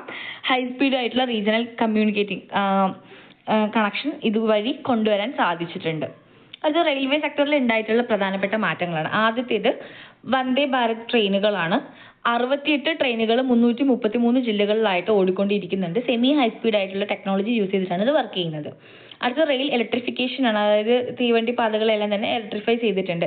ഏകദേശം 45,000-ലധികം ട്രാക്കുകൾ ഇലക്ട്രിഫൈ ചെയ്തിട്ടുണ്ട് 2014 മുതൽ. 98% ബ്രോഡ് ഗേജുകളും നിലവിൽ ഇലക്ട്രിഫൈഡ് ആണ്. വളരെ കുറച്ച് പെർസെൻറ്റേജ് മാത്രമേ റിമൈനിങ് ആയിട്ടുള്ളൂ. അടുത്ത DFC ആണ്. ചരക്കുകളുടെ നീക്കം നോക്കുകയാണെങ്കിൽ 2,843 കിലോമീറ്റർ കോറിഡോർ കംപ്ലീറ്റ് ചെയ്തിട്ടുണ്ട്. ഏകദേശം 96% നമ്മൾ കംപ്ലീറ്റ് ചെയ്തിട്ടുണ്ട്. ഇത് ഈ ഫ്ലൈറ്റ് മൂവ്മെന്റിൽ വല്ലാത്തൊരു ഇമ്പ്രൂവ്മെന്റ് തന്നെയാണ്. അടുത്തത് സേഫ്റ്റി ടെക്നോളജി നോക്കുകയാണെങ്കിൽ ഈ റെയിൽവേസിൽ നമ്മൾ ഈ കവച് പോലുള്ള automatic train protection systems work ചെയ്യുന്നുണ്ട്. കൊളീഷൻ ഒഴിവാക്കാനുള്ള പദ്ധതികളും മറ്റും നടപ്പിലാക്കി വരുന്നുണ്ട്. അത് എല്ലാ ഭാഗത്തും ഇംപ്ലിമെന്റ് ചെയ്തിട്ടില്ല, എന്നാലും യൂസ്ഫുൾ ആണെന്ന് കരുതുന്നുണ്ട്. അടുത്തത് പാസഞ്ചർ അമ്യൂണിറ്റീസ് ആണ്. 1,790 ലിഫ്റ്റുകളും 1,602 എസ്കലേറ്റേഴ്സും റെയിൽവേ സ്റ്റേഷനിൽ ഇൻസ്റ്റാൾ ചെയ്യാൻ സാധിച്ചിട്ടുണ്ട്. ഇതൊക്കെ വലിയ അച്ചീവ്മെന്റ്സ് തന്നെയാണ്. അടുത്തത് എയർ ട്രാൻസ്പോർട്ടിൽ വന്നിട്ടുള്ള പ്രധാനപ്പെട്ട അച്ചീവ്മെന്റ്സ് അല്ലെങ്കിൽ മാറ്റങ്ങൾ നോക്കുകയാണെങ്കിൽ ഉഡാൻ റീജിയണൽ കണക്ടിവിറ്റി സ്കീമാണ്. 88 എയർപോർട്ടുകൾ ഈ പദ്ധതിയുടെ കീഴിൽ നിലവിൽ ഓപ്പറേറ്റ് ചെയ്യുന്നുണ്ട്. 1.5 കോടി പാസഞ്ചേഴ്സിന് സേവനം കൊടുക്കുന്നുണ്ട്. അത് ഡിജി യാത്രാ സിസ്റ്റം ആണ്. അതായത് പേപ്പർലെസ് ആയിട്ടുള്ള ട്രാവലിങ്ങിന് വേണ്ടിയിട്ട് 24 എയർപോർട്ടുകളിലാണ് ഈ ഒരു പദ്ധതി നടപ്പിലാക്കിയിട്ടുള്ളത്. 5.22 കോടി ആൾക്കാർക്ക് പേപ്പർലെസ് ആയിട്ടുള്ള ട്രാവലിംഗ് ഇത് പോസിബിൾ ആക്കി കൊടുത്തിട്ടുണ്ട്. അടുത്തത് ഏവിയേഷൻ റീഫോംസ് നോക്കുകയാണെങ്കിൽ ഡ്രോൺ പോളിസി അതോടൊപ്പം തന്നെ MRO റീഫോംസ് എല്ലാം തന്നെ ഡൊമസ്റ്റിക് ഏവിയേഷൻ എക്കോസിസ്റ്റത്തെ നന്നായിട്ട് ബൂസ്റ്റ് ചെയ്തിട്ടുണ്ട്. അടുത്തത് പറയുന്നത് ഈ പോർട്സ് ആൻഡ് വാട്ടർവേസിൽ ഉണ്ടായിട്ടുള്ള പ്രധാനപ്പെട്ട ചേഞ്ചസ് ആണ്. പോർട്ട് കപ്പാസിറ്റി എക്സ്പാൻഷൻ അത് 2,762 എത്തി നിൽക്കുന്നുണ്ട്. അതായത് നമ്മൾ ഓൾറെഡി ഉണ്ടായിരുന്ന കപ്പാസിറ്റിയുടെ ഏകദേശം ഇരട്ടിയായിട്ട് അത് മാറിയിട്ടുണ്ട്. അടുത്തൊരു പ്രോഗ്രാമാണ് സാഗർമാല എന്ന് പറയുന്നത്. 277 പ്രോജക്ട്സ് കംപ്ലീറ്റ് ചെയ്തിട്ടുണ്ട്. നിലവിൽ സാഗർമാല 2.0 ലോഞ്ച് ചെയ്തിട്ടുമുണ്ട്. പോർട്ടുകൾ കണക്ട് ചെയ്യുന്നതാണ് Sagarmala. Vessel turn around time നോക്കുകയാണെങ്കിൽ 93 hours നിന്ന് 49 hours ആക്കി ടേൺ അറൗണ്ട് ടൈമിനെ കുറച്ചിട്ടുണ്ട്. നെക്സ്റ്റ് വൺ എന്ന് പറയുന്നത് ഇൻലാൻഡ് വാട്ടർവേസിന്റെ ഡെവലപ്മെന്റ് ആണ്. അവിടെ കാർഗോ മൂവ്മെന്റ് 710% വർദ്ധിച്ചിട്ടുണ്ട് എന്നാണ് പറയുന്നത്. ഇനി ഗ്രീൻ ആൻഡ് ഫ്യൂച്ചർ ഇനീഷ്യേറ്റീവ്സ് നോക്കുകയാണെങ്കിൽ ആദ്യത്തേത് ഗ്രീൻ ഹൈഡ്രജൻ ആണ്. ഗ്രീൻ ഹൈഡ്രജൻ ഹബ്ബുകൾ 3 പ്രധാനപ്പെട്ട പോർട്ടിൽ ഡെവലപ്പ് ചെയ്യണം എന്നുള്ളതാണ് ഈ ഒരു പ്രോഗ്രാമിന്റെ ഭാഗം. അടുത്തത് റെയിൽവേ സസ്റ്റൈനബിലിറ്റി ആണ്. നെറ്റ് സീറോ കാർബൺ എമിഷൻ 2030 ആകുമ്പോഴേക്കും ഇന്ത്യൻ റെയിൽവേ അച്ചീവ് ചെയ്യണം എന്നുള്ളത് ഇതിന്റെ ഒരു പ്രധാനപ്പെട്ട ലക്ഷ്യമായിട്ട് വരും. ഇന്ത്യയിലുള്ള പബ്ലിക് ട്രാൻസ്പോർട്ടിനെ എൻഹാൻസ് ചെയ്യാനുള്ള മെത്തേഡ്സ് നോക്കാം. സോ നമ്മുടെ പബ്ലിക് ട്രാൻസ്പോർട്ട് സിസ്റ്റം അത് സ്ട്രോങ് ആവുകയാണെങ്കിൽ അത് കണക്ടിവിറ്റിയും എക്കണോമിക് ഗ്രോത്തിനെയും അതോടൊപ്പം റീജിയണൽ ഡെവലപ്മെന്റിനെയും ഒക്കെ തന്നെ നന്നായിട്ട് ഇംപ്രൂവ് ചെയ്യും. സോ ഇന്ത്യക്ക് സിഗ്നിഫിക്കൻ്റ് ആയിട്ടുള്ള ഒരു ഇമ്പ്രൂവ്മെന്റ് ഈ ഒരു ഫീൽഡിൽ വന്നിട്ടുണ്ട്. റെയിൽവേയിലാണെങ്കിലും റോഡിലുള്ള ഗതാഗതം ആണെങ്കിലും മെട്രോ വാട്ടർവേസ് ഏവിയേഷൻ എല്ലാ മേഖലയിലും തന്നെ കാതലായ മാറ്റങ്ങൾ ഉണ്ടായിട്ടുണ്ട്. നമ്മുടെ ഗവൺമെന്റ് എന്ന് പറയുന്ന ഒരുപാട് പോളിസീസും സ്കീംസും അതോടൊപ്പം തന്നെ പ്രൊജക്റ്റുകളും എല്ലാം തന്നെ നാഷണൽ വൈഡ് ആയിട്ട് ലോഞ്ച് ചെയ്യുന്നുണ്ട് ഈ ഒരു കണക്ടിവിറ്റി ആൻഡ് മൊബിലിറ്റി വർദ്ധിപ്പിക്കുന്നതിന് വേണ്ടിയിട്ട്. അതിനുള്ള പ്രധാനപ്പെട്ട ഗവൺമെന്റ് ഇനീഷ്യേറ്റീവ്സ് ആണ് ഇനി പറയാൻ പോകുന്നത്. ആദ്യത്തേത് നാഷണൽ ഹൈവേസ് ഡെവലപ്മെന്റ് പ്രൊജക്ട് ആണ്. 1988 ഇത് വന്നത്. റോഡുകൾക്ക് വേണ്ടി വന്നിട്ടുള്ള ഒരു പദ്ധതിയായിരുന്നു. ഈ നാഷണൽ ഹൈവേസ് ഇന്ത്യയിലുടനീളം കണക്ഷൻ ഇംപ്രൂവ് ചെയ്യാനായിട്ട് അതിന്റെ ഡെവലപ്മെന്റും മോഡേണൈസേഷനും ആയിരുന്നു ഇതിന്റെ പ്രധാനപ്പെട്ട ഒബ്ജക്റ്റീവായിട്ട് വന്നത്. ദ നെക്സ്റ്റ് ഇനീഷ്യേറ്റീവ് ഈസ് പ്രധാനമന്ത്രി ഗ്രാം സഡക് യോജന. 2000 അത് ലോഞ്ച് ചെയ്യുന്നത്. റൂറൽ റോഡുകളായിരുന്നു അതിന്റെ പദ്ധതിയുടെ കീഴിൽ വന്നിട്ടുണ്ടായിരുന്നത്. ഓൾ വെതർ റോഡുകൾ കണക്ടിവിറ്റി വർദ്ധിപ്പിക്കുന്നതിന് വേണ്ടിയിട്ട് വില്ലേജുകൾ തമ്മിൽ ബന്ധിപ്പിക്കാൻ, അത് ടൗൺസായിട്ട് മാർക്കറ്റ് ബന്ധിപ്പിക്കാൻ വേണ്ടിയിട്ടുള്ള അതിന്റെ കൺസ്ട്രക്ഷൻ ബേസ്ഡ് ആയിട്ടുള്ള ഒരു പദ്ധതിയായിരുന്നു PMGSY എന്ന് പറയുന്നത്. Next one is green highway policy. 2015 റോഡുകളിൽ നടപ്പിലാക്കിയിട്ടുള്ള ഒരു പദ്ധതിയാണിത്. എക്കോ ഫ്രണ്ട്ലി ആയിട്ടുള്ള ഹൈവേസ്, അത് ട്രീകൾ പ്ലാൻ ചെയ്തുകൊണ്ടും ബ്യൂട്ടിഫിക്കേഷൻ നടത്തിക്കൊണ്ടും സസ്റ്റൈനബിൾ ആയിട്ടുള്ള റോഡ് ഡെവലപ്മെന്റ് ആണ് ഇത് പ്രൊമോട്ട് ചെയ്തത്. അടുത്ത പദ്ധതി പറയുന്നത് ഭാരത്മാല പരിയോജനയാണ്. 2017 വന്നത്. ഇതിന്റെയൊക്കെ ഇയേഴ്സ് ഇമ്പോർട്ടന്റ് ആണ്. ഈ ഗ്രീൻ ഹൈവേ, ഭാരത്മാല, സാഗർമാലയുടെ ഒക്കെ. അപ്പൊ ഭാരത്മാല റോഡുകൾക്ക് വേണ്ടിയിട്ടാണ് വന്നത്. 34,800 കിലോമീറ്റർ ഓഫ് ഹൈവേസ് എന്ന് പറയുന്നത്. അതിൽ എക്കണോമിക് കോറിഡോറും ബോർഡർ റോഡുകളും എല്ലാം വരും. ഇതിന്റെയൊക്കെ ഡെവലപ്മെന്റ് ആയിരുന്നു പ്രധാനപ്പെട്ട ലക്ഷ്യം. അടുത്ത സാഗർമാലയാണ്. 2015 വാട്ടർവേസിലാണ് ഇത് നടപ്പിലാക്കിയിട്ടുണ്ടായിരുന്നത്. പോർട്ടുകളുടെ മോഡേണൈസേഷൻ, അതോടൊപ്പം തന്നെ കോസ്റ്റൽ ഷിപ്പിങ്ങിനെ പ്രൊമോട്ട് ചെയ്യുക, ലോജിസ്റ്റിക് കോസ്റ്റ് കുറച്ച് കൊണ്ടുവരിക, മാരിടൈം കണക്ടിവിറ്റി വർദ്ധിപ്പിക്കുക എന്നൊക്കെ ഉള്ളത് ഇതിന്റെ പ്രധാനപ്പെട്ട എയിംസിൽ വരും. അടുത്തൊരു പദ്ധതിയാണ് ഡെഡിക്കേറ്റഡ് ഫ്രൈറ്റ് കോറിഡോർ. അത് റെയിൽവേക്ക് വേണ്ടി 2005 നടപ്പിലാക്കിയതായിരുന്നു. അത് കപ്പാസിറ്റി കൂട്ടിയിട്ടുള്ള ഫ്രൈറ്റ് കോറിഡോറുകളും അതോടൊപ്പം തന്നെ കൺജഷൻ കുറയ്ക്കാൻ വേണ്ടിയിട്ടും ഈ ഗുഡ്സിന്റെ ട്രാൻസ്പോർട്ട് എഫിഷ്യൻസി വർദ്ധിപ്പിക്കാനും വേണ്ടിയിട്ടായിരുന്നു DFC നടപ്പിലാക്കിയിട്ടുണ്ടായിരുന്നത്. അടുത്തത് വന്ദേ ഭാരത് ട്രെയിൻ ആണ്. 2019 ഇത് ഇൻട്രൊഡ്യൂസ് ചെയ്യുന്നത്. സെമി ഹൈ സ്പീഡ് ആയിട്ടുള്ള ട്രെയിൻ ആണ്. ആധുനിക ഫെസിലിറ്റീസ് ആൻഡ് ഇന്റർസിറ്റി ട്രാവൽ വേഗത്തിലാക്കാനൊക്കെ ഹെൽപ്പ് ചെയ്യുന്ന ഒരു പദ്ധതിയാണ് നമ്മുടെ വന്ദേ ഭാരത്. അടുത്തത് അമൃത് ഭാരത് സ്റ്റേഷൻ സ്കീമാണ്. അത് സ്റ്റേഷൻസിന്റെ നവീകരണമാണ്. 2023 ലോഞ്ച് ചെയ്തിട്ടുള്ളതാണ് ഈ ഒരു പദ്ധതി. ബെറ്റർ ആയിട്ടുള്ള പാസഞ്ചർ എമ്യൂണിറ്റീസിനെ ഇൻഫ്രാസ്ട്രക്ചർ കൊണ്ടുവരാൻ വേണ്ടിയിട്ടാണ് ഈ ഒരു പദ്ധതി നടപ്പിലാക്കിയിട്ടുള്ളത്. അടുത്തൊരു പ്രധാനപ്പെട്ട സ്കീം നോക്കുകയാണെങ്കിൽ ഇത് മെട്രോ റെയിൽ എക്സ്പാൻഷൻ ആണ്. 2002 മുതൽ നടപ്പാക്കി വരുന്നുണ്ട്. അർബൻ ട്രാൻസ്പോർട്ടിനെ ഹെൽപ്പ് ചെയ്യാനാണ് ഈ ഒരു പദ്ധതി ഉള്ളത്. സോ ഇന്ത്യയിലുള്ള മെട്രോ റെയിൽ നെറ്റ്വർക്കുകളുടെ ഡെവലപ്മെന്റ് പ്രധാനപ്പെട്ട സിറ്റികളിൽ അവിടുത്തെ ട്രാഫിക് കുറയ്ക്കാനും അതോടൊപ്പം പൊല്യൂഷൻ കൺട്രോൾ ചെയ്യാനും വേണ്ടിയിട്ടാണ് ഈ ഒരു പദ്ധതി, നമ്മുടെ മെട്രോ റെയിൽ പ്രൊജക്ട് നടപ്പാക്കുന്നത്. ആൻഡ് നെക്സ്റ്റ് ഒരു ഇനീഷ്യേറ്റീവ് എന്ന് പറയുന്നത് മെട്രോ നിയോ പ്രൊജക്ട് ആണ്. അർബൻ ട്രാൻസ്പോർട്ടിന് വേണ്ടി അത് നിലവിൽ പ്രപ്പോസ് ചെയ്തിട്ടുള്ളൂ, നടപ്പിലാക്കിയിട്ടില്ല. കോസ്റ്റ് എഫക്റ്റീവ് ആയിട്ടുള്ള മെട്രോ ലൈക്ക് ആയിട്ടുള്ള ഒരു ട്രാൻസ്പോർട്ട് ആയിരിക്കും ഇതും. ഇലക്ട്രിക് ട്രോളി ബസ്സസ് ആണ് ഇതിനായിട്ട് ഉപയോഗിക്കുന്നത്. പുതിയ പാസഞ്ചർ ഫെസിലിറ്റീസും ഇതിൽ ഉൾപ്പെടുത്തിയിട്ടുണ്ടാകും. അടുത്തെന്ന് പറയുന്നത് കൊച്ചിൻ വാട്ടർ മെട്രോ പ്രൊജക്ട് ആണ്. ഇത് വാട്ടർ ട്രാൻസ്പോർട്ട് ആണ്. 2023 ഇത് ഇൻട്രൊഡ്യൂസ് ചെയ്തിട്ടുള്ളത്. ഒരുപാട് അവാർഡുകൾ ഇന്ത്യയിൽ വാങ്ങിയിട്ടുള്ള ഒന്നായിരുന്നു നമ്മുടെ കൊച്ചിൻ വാട്ടർ മെട്രോ എന്ന് പറയുന്നത്. സോ വാട്ടർ ബേസ്ഡ് ആയിട്ടുള്ള കൊച്ചിയെ മറ്റ് പല ചെറിയ തുരുത്തുകളായിട്ട് കണക്ട് ചെയ്യുന്ന 78 ഇലക്ട്രിക് ബോട്ടുകളും 38 ടെർമിനൽസും അടങ്ങുന്ന ഒരു പദ്ധതിയാണ് നമ്മുടെ കൊച്ചി വാട്ടർ മെട്രോ എന്ന് പറയുന്നത്. നെക്സ്റ്റ് സ്കീം നോക്കുകയാണെങ്കിൽ പ്രൈം മിനിസ്റ്റർ ബസ് സേവാ സ്കീമാണ്. 2023 ഇൻട്രൊഡ്യൂസ് ചെയ്തത്. ഇതും അർബൻ ട്രാൻസ്പോർട്ടിന് വേണ്ടിയിട്ടുള്ളതാണ്. ഏകദേശം 10,000 ഇലക്ട്രിക് ബസ്സുകൾ 169 സിറ്റീസിലായിട്ട് ഈ ക്ലീൻ പബ്ലിക് ട്രാൻസ്പോർട്ട് പ്രൊമോട്ട് ചെയ്യാൻ വേണ്ടിയിട്ട് ഡിപ്ലോയ് ചെയ്യാനുള്ള പദ്ധതിയാണ് ബസ് സേവ എന്ന് പറയുന്നത്. അടുത്ത് നോക്കുകയാണെങ്കിൽ ഉഡാൻ ആണ്. ഉഡാന്റെ ഫുൾ ഫോം നോക്കണേ, ഉഡേ ദേശ് കാ ആം നാഗരിക് ആണ്. ഇത് എയർവേസിൽ വന്നിട്ടുള്ള ഒരു പദ്ധതിയാണ്. 2016 നടപ്പിലാക്കിയിട്ടുള്ളത്. റീജിയണൽ എയർ കണക്ടിവിറ്റി അതോടൊപ്പം തന്നെ ചെറിയ ചെറിയ പോർട്ടുകളുടെ ഡെവലപ്മെന്റ് ഒക്കെ അഫോർഡബിൾ ആക്കാൻ വേണ്ടിയിട്ടുള്ള പദ്ധതിയായിരുന്നു ഉഡാൻ. റോപ്പ് വേ പ്രൊജക്ട്സ് നോക്കാം. ഇത് പർവ്വതമാല ഇനീഷ്യേറ്റീവ് കൂടെ അറിയപ്പെടുന്നുണ്ട്. അറിയാലോ, റോപ്പ് ടു റോപ്പ് കണക്ഷൻ ആണ്. 2022 ഒരു ആൾട്ടർനേറ്റീവ് ട്രാൻസ്പോർട്ട് മോഡായിട്ടാണ് ഇത് വന്നിട്ടുള്ളത്. ഹില്ലി ആയിട്ടുള്ള റീജിയൻസിന് കണക്ടിവിറ്റി വർദ്ധിപ്പിക്കാൻ വേണ്ടിയിട്ടും അവിടുത്തെ ട്രാഫിക് കുറയ്ക്കാൻ വേണ്ടിയിട്ടുമാണ് ഇത് ഡെവലപ്പ് ചെയ്തിട്ടുള്ളത്. അടുത്തത് നോക്കുകയാണെങ്കിൽ നാഷണൽ ഇൻഫ്രാസ്ട്രക്ചർ പൈപ്പ് ലൈൻ ആണ്. NIP എന്ന് പറയും. 2019 ഇത് ഡെവലപ്പ് ചെയ്യുന്നത്. ഇതൊരു മൾട്ടി മോഡൽ ട്രാൻസ്പോർട്ട് ആണ്. ലൈക്ക് ഈ മെട്രോ, റെയിൽവേ, റോഡ്, ഈ ഒരു ഇൻഫ്രാസ്ട്രക്ചറിലൊക്കെ തന്നെ ലാർജ് സ്കെയിലായിട്ട് ഇൻവെസ്റ്റ്മെന്റ് കൊണ്ടുവരാൻ വേണ്ടിയിട്ടാണ് നാഷണൽ ഇൻഫ്രാസ്ട്രക്ചർ പൈപ്പ് ലൈൻ പദ്ധതി നടപ്പിലാക്കിയിട്ടുള്ളത്. പ്രധാനമന്ത്രി ഗ്രാം സഡക് യോജന നോക്കാം. ഇത് 2022 വന്നിട്ടുള്ള അതിന്റെ 4th എഡിഷൻ ആണ് പറയുന്നത്. റൂറൽ റോഡ് കണക്ടിവിറ്റിയാണ് അതിന്റെ എയിം ചെയ്തിട്ടുള്ള ഏരിയ.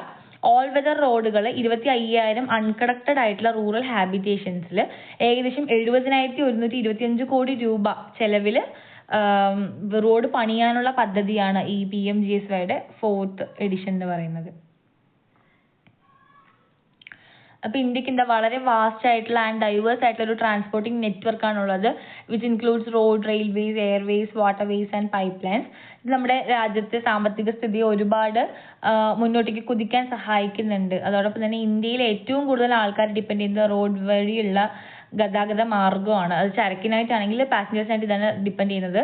വേറെ റെയിൽവേസ് നോക്കുകയാണെങ്കിൽ വലിയ ബൾക്കായിട്ടുള്ള ലഗേജിനെല്ലാം തന്നെ ലോങ് ഡിസ്റ്റൻസിലേക്ക് എത്തിക്കാൻ റെയിൽവേസിന് എളുപ്പം സാധിക്കുന്നുണ്ട്. എയർ ട്രാൻസ്പോർട്ടും അതോടൊപ്പം തന്നെ പോർട്ടുകളുടെ ഇൻഫ്രാസ്ട്രക്ചർ നോക്കുകയാണെങ്കിൽ വളരെ റാപ്പിഡ് ആയിട്ടുള്ളൊരു എക്സ്പാൻഡിങ് നമുക്ക് കാണാനായിട്ട് സാധിക്കും. അത് ഡൊമസ്റ്റിക് ലെവലിലും ഒബ്സർവബിൾ ആണ്, ഗ്ലോബൽ ലെവലിലും നമുക്ക് കാണാനായിട്ട് സാധിക്കുന്നുണ്ട്. അതോടൊപ്പം പൈപ്പ് ലൈൻ ട്രാൻസ്പോർട്ടേഷൻ നോക്കുകയാണെങ്കിൽ ഏറ്റവും സേഫ് ആയിട്ടുള്ള മോഡേൺ ഈ റിസോഴ്സസും എനർജി പോലുള്ള സംഭവങ്ങളൊക്കെ ട്രാൻസ്പോർട്ട് ചെയ്യാൻ ഏറ്റവും നല്ലത് പൈപ്പ് ലൈൻസ് തന്നെയാണ്, like petroleum and natural gas ഒക്കെ. ഇനി ഭാരത്മാല, സാഗർമാല, ഉഡാൻ പോലുള്ള പദ്ധതികളെല്ലാം തന്നെ ഈ ഒരു ഫീൽഡിൽ മോഡേണൈസിങ് കൊണ്ടുവരാൻ ഹെൽപ്പ് ചെയ്യുന്നുണ്ട്. സോ എല്ലാവരും നന്നായി പഠിക്കുക. Thank you.